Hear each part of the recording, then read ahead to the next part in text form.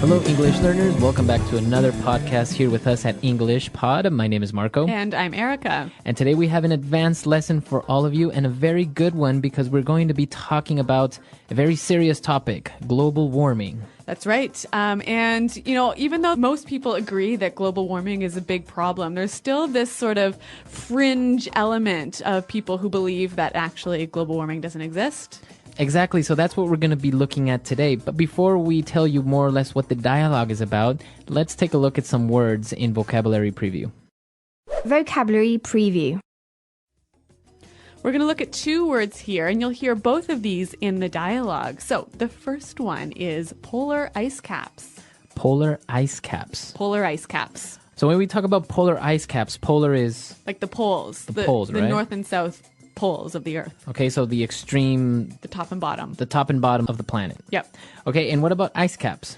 So the polar ice caps are masses of ice that live or that exist on the top and the bottom of the world. We have these big chunks of ice that are on the top at the bottom of the planet. Yes, they're there all year round. Okay, so these are the polar ice caps. What about our next word? Well, next word is endangered species. An endangered species. An endangered species. Okay, so endangered species. It's a type of animal that is at risk of completely dying out. Okay, so it's not completely extinct. Right. So there's still... It's in danger. Okay, in danger of. Yeah. So an example of endangered species would be... the Bengal tigers. Okay, the tigers or the pandas, right? Or maybe gorillas. Right, so all of these animals, there are very few of them left in the world, so they are endangered species. Okay, so with that, I think we're just about ready to turn to our dialogue. Now, here we're going to learn a lot of language that you can use when you want to make an argument or express your point of view in a very sort of academic way. But Marco, what are we arguing about here? So we're going to listen as a college professor is lecturing about global warming and, well, one of the students doesn't really agree with what he's saying.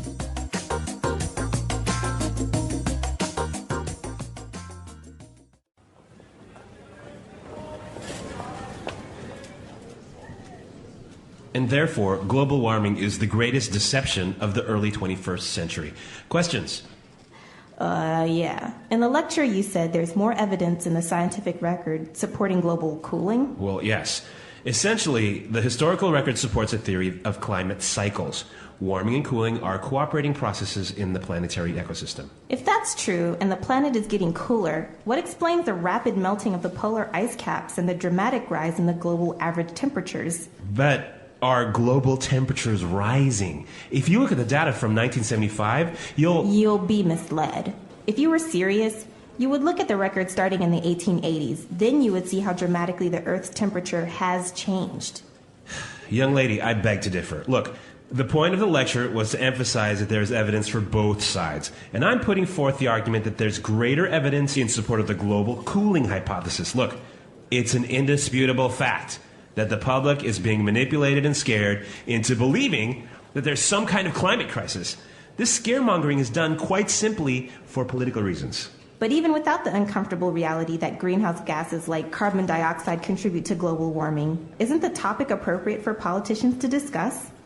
Not if they want to use your tax dollars and mine to fund completely unnecessary initiatives. Yeah, like conservation, protecting endangered species, and investing in renewable energy. At the very least, you have to concede that this debate has the potential to end our dependence on foreign oil. Buying oil supports autocratic countries that use these revenues to devastating ends. I've never been so disrespected in all of my days.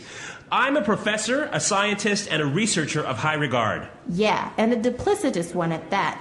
Everyone knows you're in the pocket of the oil lobby.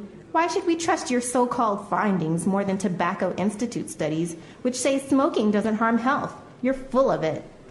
Some people just cannot handle civil debate.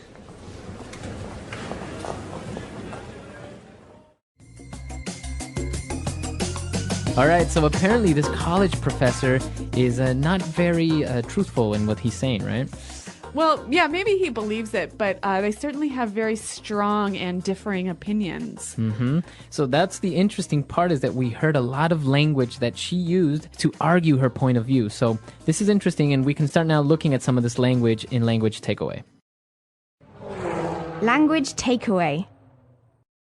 So the college professor was arguing against this idea of global warming, and she said, look, it's an indisputable fact. Okay, an indisputable fact. An indisputable fact. Okay, so let's break it down and let's take a look at this word indisputable. You can't argue against it. Okay, so something indisputable is you can't argue with it. And, well, a fact. Something that's true. Okay, so you can't argue with this truth. Piece of information, yeah. All right, indisputable fact. So why don't we give a few examples? It's an indisputable fact that China is the most populous nation on Earth. Okay, exactly. Or it's an indisputable fact that EnglishPod is the best podcast out there. Indeed, it is indisputable. All right, so indisputable fact. And what about our next word? Well, the student accused the professor of scaremongering. Scaremongering. Scaremongering. Okay, now this is kind of a strange word, scaremongering. Yeah, and I think some examples will help us to understand the meaning a little bit better. Example 1. Software flaws are not the same as virus attacks, and saying otherwise is just scaremongering. Example 2. There's been a lot of scaremongering caused by the rumor that mobile phones cause cancer. Okay, so basically we understand that it's kind of putting fear in people's minds. Yeah, it's sort of like selling fear for your own benefit. Okay, so making people afraid for some objective or some purpose. Yeah, and you know, this word reminds me of the word a fishmonger, Okay, a fishmonger, what's that? which is basically a seller of fish. So a scaremonger is a seller of fear. Okay, interesting. So now we have a way of remembering it. Yes. Scaremongering. All right, and moving on to our next word, we have autocratic. Autocratic. An autocratic country. So an autocratic country is ruled by someone who holds total power. Okay, so we have an autocratic country. So basically we have a leader that rules everything, right? Right. But we can apply it not only to a country, we can say a person is autocratic. Yeah, you could say, I can't stand my boss's autocratic leadership style. Or maybe a company. This company is a very autocratic organization. Okay, very good.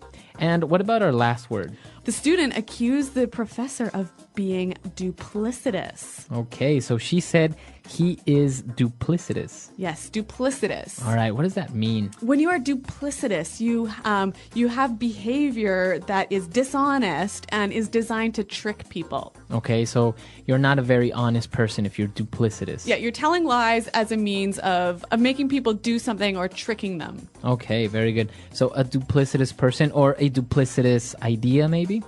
Okay.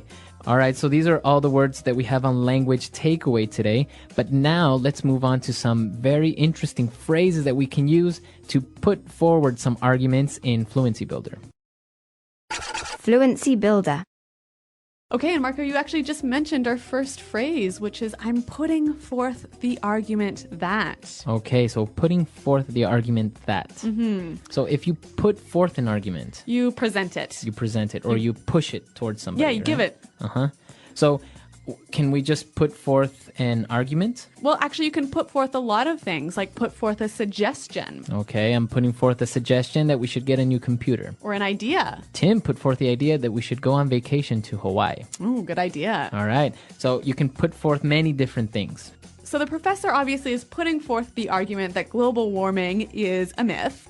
And the student obviously totally disagreed. And she said, you have to concede that. Okay, you have to concede that. You have to concede that. All right, so this word concede, or you have to concede, why don't we listen to some examples before we listen to the meaning?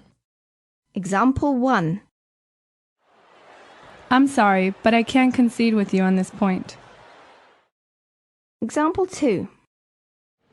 Julie conceded that she might have forgotten her sister's birthday. Example 3. Both philosophers conceded that their philosophies have some errors. Okay, so you have to concede that. Basically, you have to agree that this one point in my argument is true. Maybe you're arguing many different points with somebody, but you tell them, well, you have to concede that the earth is round. Okay, so that part I can't argue with. It's really true. Okay, very good. So concede. Now, at the end of the dialogue, the student accused the professor of being in the pocket of the oil lobby. Okay, so he's in the pocket of. To be in the pocket of. All right, so if I have somebody in my pocket, what does that mean? It means basically you're bribing them. Okay, so maybe I have the senator in my pocket. Okay, so obviously you're paying the senator to do what you want. Okay, very good. So it's another way, it's a very informal way of saying I'm bribing somebody or that person is being bribed. That's right. All So right. why don't we move to our final phrase? And the students was talking about the professor's so-called findings. Okay, so your so-called findings. So-called. So this word so-called. You use this word when you want to take away from the importance of an idea. Or all right, so I use it before a noun, right? Right. So for example, my so-called friends. Okay, so these friends are not really your friends maybe. So yeah, they're friends in name, but they don't act like friends. Okay, so you can say my so-called job. Okay, so maybe you kind of go to work but do nothing all day. Right, or maybe you don't even really like what you do. Right. Right, so my so-called job, my so-called friends, or maybe my so-called teacher. Okay, so this is a bad teacher. Exactly. So we use it a lot with many different nouns, right? That's right. So that's our last phrase for Fluency Builder. Now, I think it'll help us to understand these words and phrases a little bit better, to hear them again in context.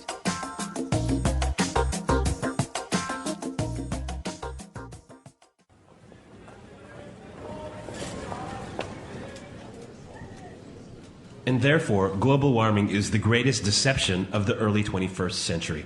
Questions? Yeah. In the lecture, you said there's more evidence in the scientific record supporting global cooling. Well, yes.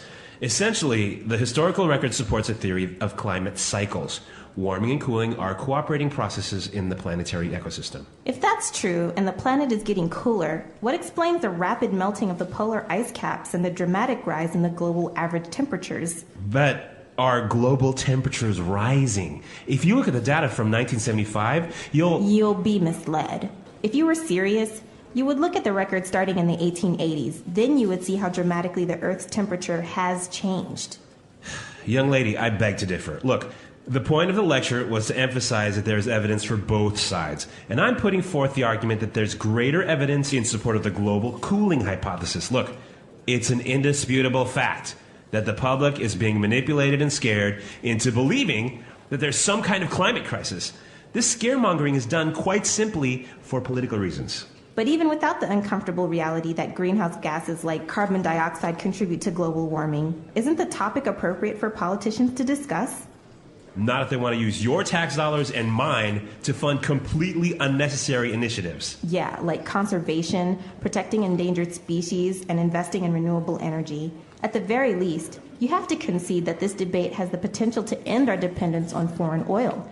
Buying oil supports autocratic countries that use these revenues to devastating ends. Boy, I've never been so disrespected in all of my days. I'm a professor, a scientist, and a researcher of high regard. Yeah, and a duplicitous one at that. Everyone knows you're in the pocket of the oil lobby. Why should we trust your so-called findings more than Tobacco Institute studies, which say smoking doesn't harm health? You're full of it. Some people just cannot handle civil debate.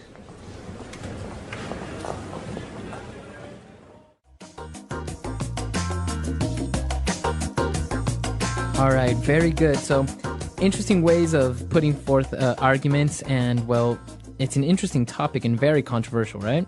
That's right. But what I noticed in this dialogue is that the student was pretty assertive in putting forth her argument and standing up to the teacher. Right. She argued with the teacher a lot. And this is interesting because it's a very cultural aspect, I think, right? Yeah. In North American universities, there is this idea that it's really important to think critically and to argue against different ideas and to to really speak up when you don't agree with something. Right. So basically, there's this culture of questioning. Yeah, Not only yeah. what you're being taught, but you can also question the teacher. You don't actually have to believe everything that the teacher is saying. Exactly. And actually, I think this situation is really interesting. You always go to these lectures and there's always a question and answer period at the end of the lectures. And I think that there's like this group of sort of academically minded people who feel like it's really cool to ask these really difficult questions and engage in arguments with the profs. Yeah, that's really true. But actually, she used a lot of polite language and a lot of polite ways of actually arguing with the professor until the last point when she said, "You're full of it."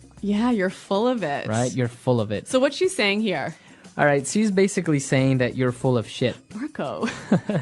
So yeah, you wouldn't really say that. So to be a little bit less rude, you would just say you're full of it. Yeah, but that is one step too far. I think this would be considered a little bit rude in university. For a professor, yeah. But I guess if you don't believe what your friend is telling you, or maybe he's exaggerating, you can say, "Oh, you're full of it." Yeah. Okay, so some great argumentative language here in this dialogue, but we want to give you an opportunity to try out some of this language. So come to our website at EnglishPod365.com.